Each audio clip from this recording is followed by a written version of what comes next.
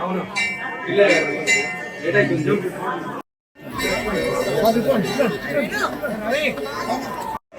అందరికీ నమస్కారం అండి. ముందుగా ముక్కోటి ఏకాదశి సందర్భంగా ఇచ్చేసిన భక్తులందరికీ కూడా శుభాకాంక్షలు తెలియజేస్తూ అత్యంత పురాతనమైనటువంటి స్వయంభూగా వెలిసినటువంటి ఈ వెంకటేశ్వర స్వామిని బరాకత్గూడెంలో వేయించేసినటువంటి ఈ వెంకటేశ్వర స్వామి దర్శించుకుంటే ఎన్నో కోట్ల పబ్లిక్ ఇక్కడ దర్శనాలు చేసుకొని చక్కటి ఆరోగ్యాలతో ఐశ్వర్యాలతో తొలతూగుతున్నారు.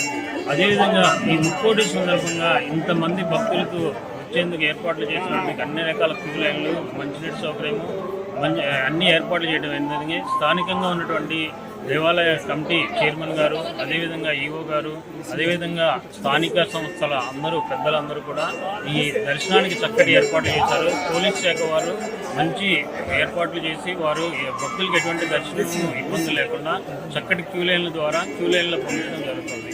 అందరికీ కూడా ఈ ఏర్పాట్ల పాల్గొంటున్న అందరికీ కూడా ధన్యవాదాలు తెలుపుతున్నాను. సహాయ కమిషనర్ దేవాదాయ శాఖ నల్గొండ.